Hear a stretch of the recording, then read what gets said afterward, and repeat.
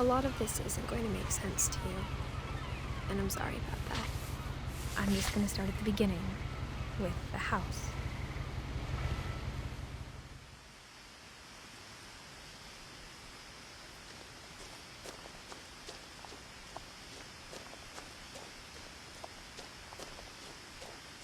I lived here until I was 11, but I wasn't allowed inside half the rooms.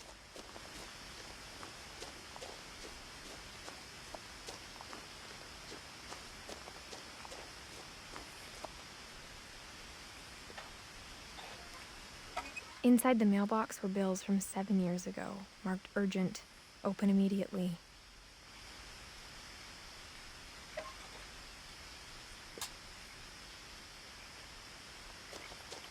I hadn't been back since my brother Lewis's funeral.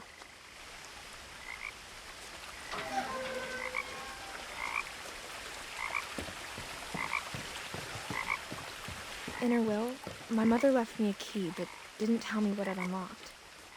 Maybe she thought I'd know, or she thought that the mystery would be enough to bring me back.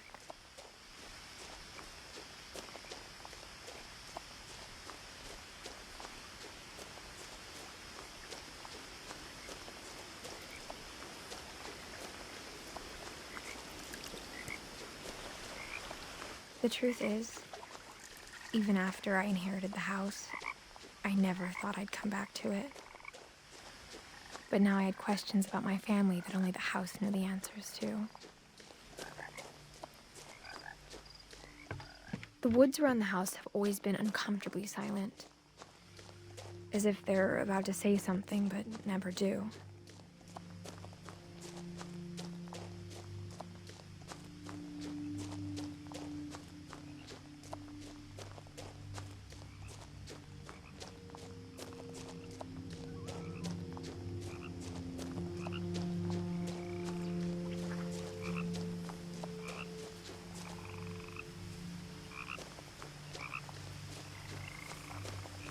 The house was exactly like I remembered it, the way I'd been dreaming about it. As a child, the house made me uncomfortable in a way I couldn't put into words. Now, as a 17-year-old, I knew exactly what those words were. I was afraid of the house.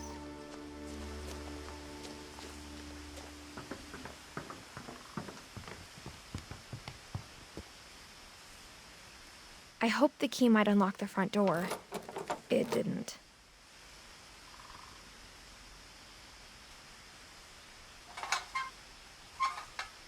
Looking in, I felt like the house itself had been waiting for me.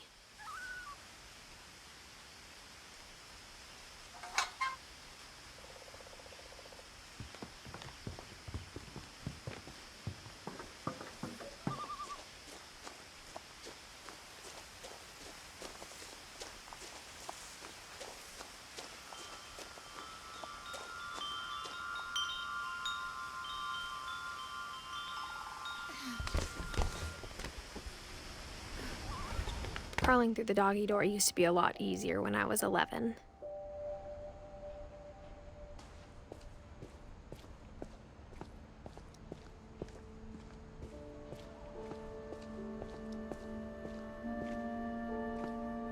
The power had been turned off the night we left. For the first time in years, I felt like I was home.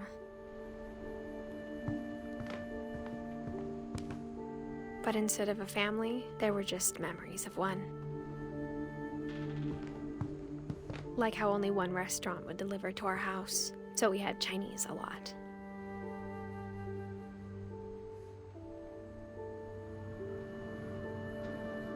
Or how after Louis started working at the cannery, we all got sick of eating salmon. Except our cat, Molly.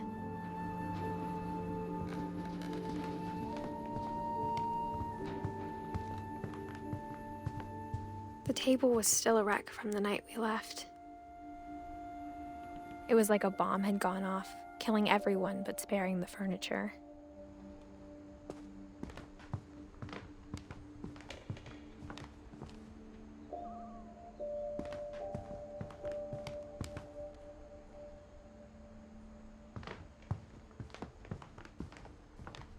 Nothing in the house looked abnormal. There was just too much of it, like a smile with too many teeth.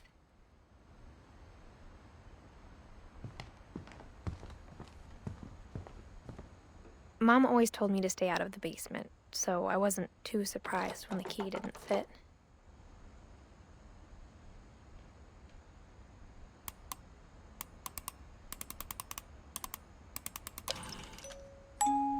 Great-Grandpa Sven built a music box for Barbara, along with the rest of the house.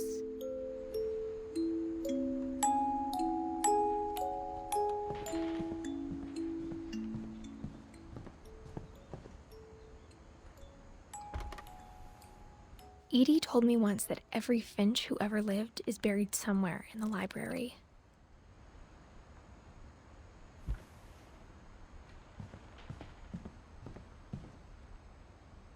My mom wasn't much of an optimist, but she never stopped believing that my brother Milton was alive.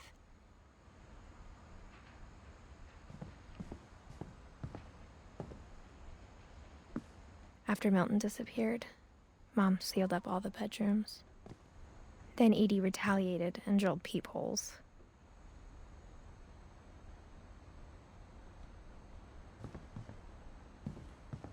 I spent a lot of time playing in Great Uncle Walter's room. I think my mom sometimes regretted not sealing it up. Louis told me there were secret passages, but I never believed him.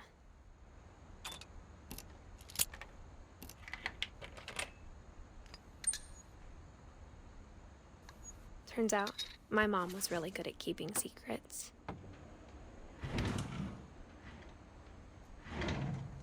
Now it was time to find out what my mom had been afraid of.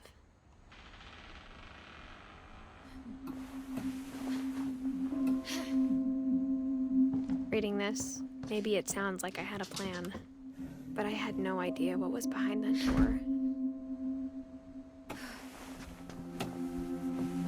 Just like I had no idea where all this was gonna lead. I grew up looking at Molly's room through the peephole. Molly's gerbil had a tiny bedroom with its own even tinier gerbil cage.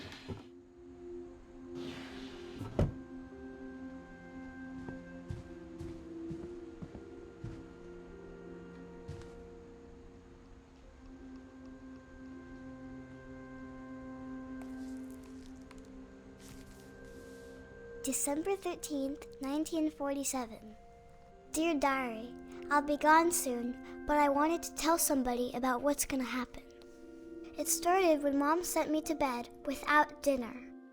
I woke up and I was starving, so I looked around for something to eat.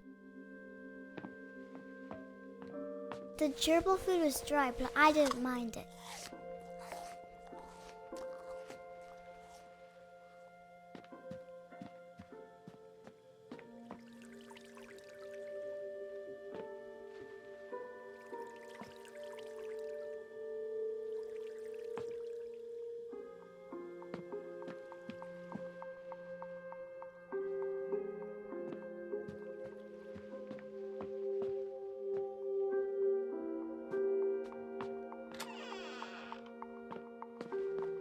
I kept eating and eating.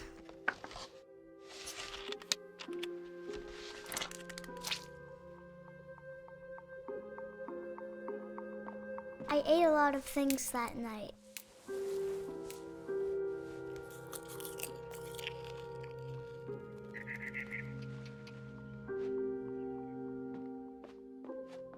Then I heard chirping outside my window.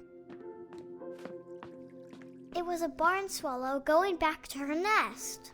I reached out for her.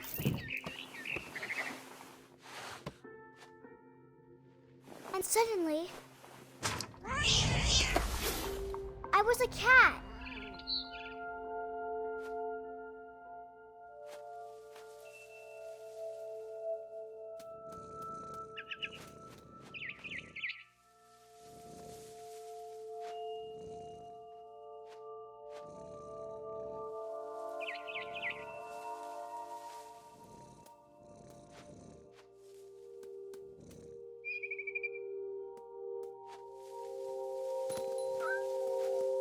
I tried to be quiet, but the bird was really scared.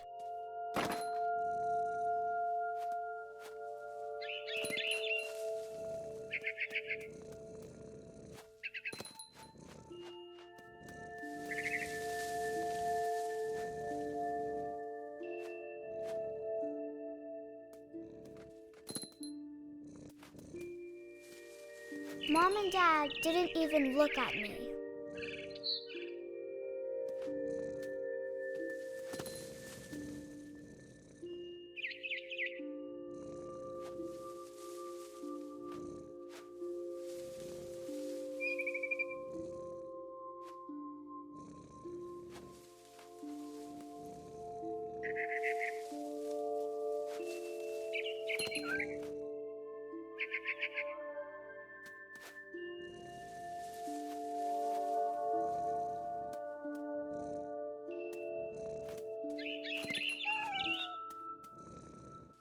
I jumped and I almost got her.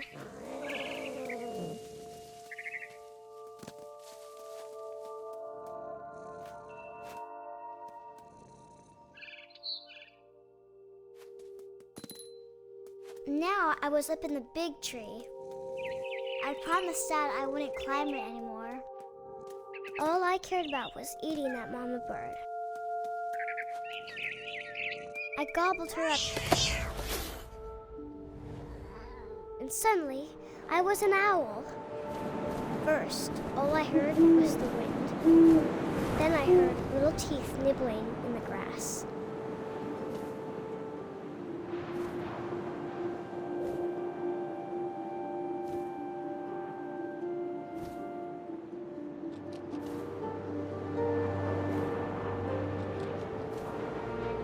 Rabbits.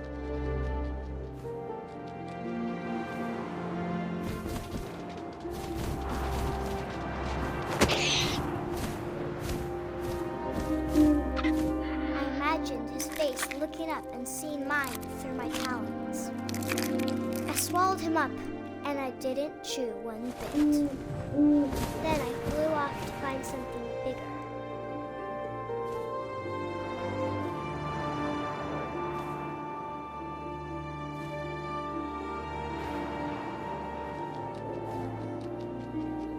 A mama rabbit.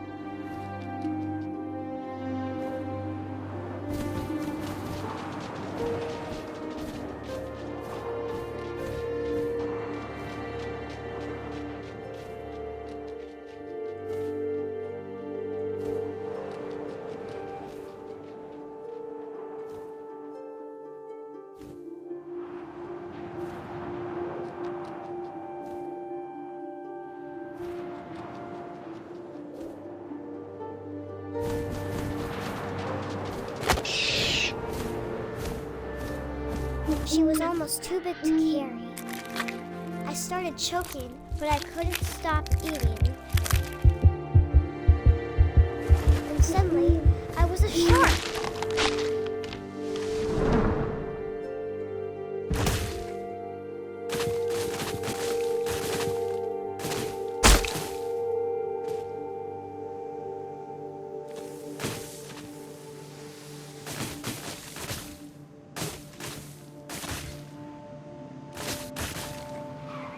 I rolled off the cliff and into the ocean. Now, I was hungrier than ever.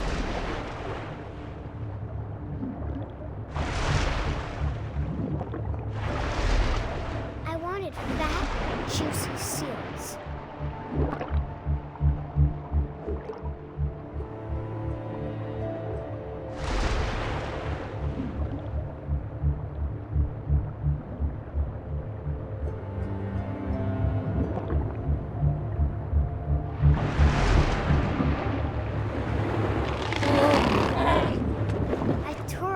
flipper, and it tasted really good.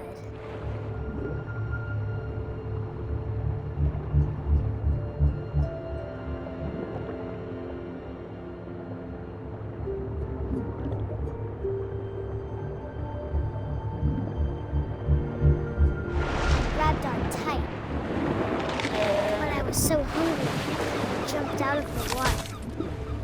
When I opened my eyes, everything had changed.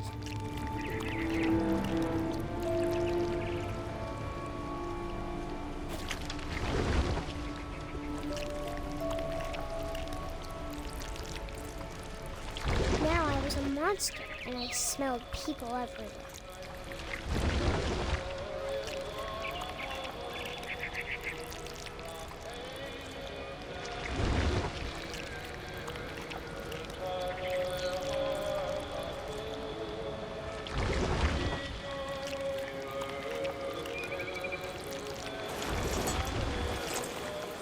I was big, but I moved real quiet.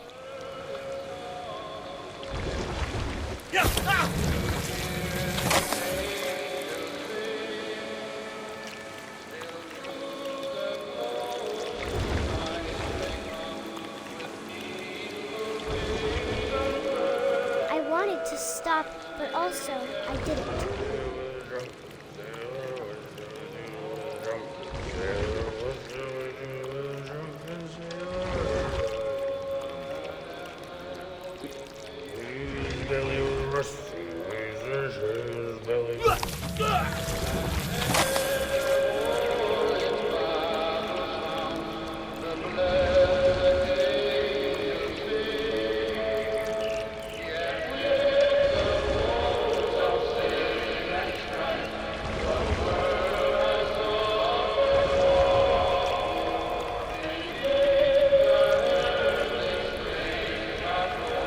After the last passenger, I was still hungry.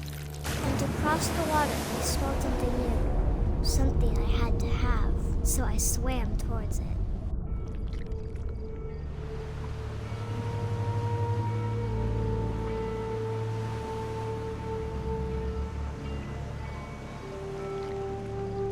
I slithered onto the sand, and the good smell went into an old pipe.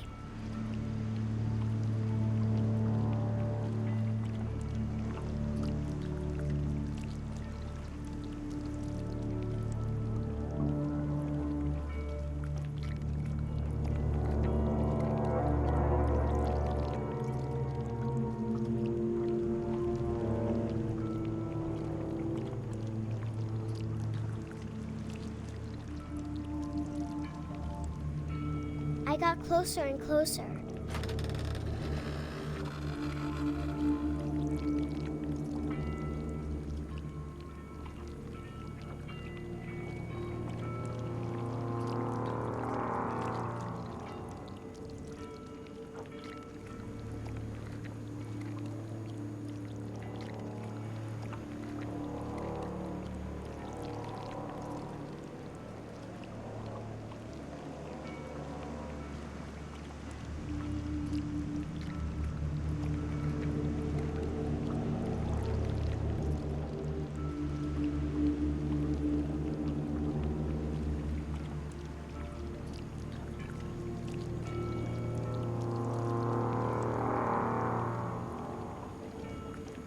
All of my stomach started growling.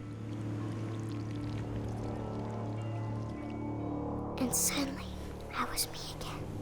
I held my breath for a long time, but I couldn't hear anything. I think it's waiting for me to fall asleep. But it's not going to wait much longer. It needs to feed, and we both know I will be delicious.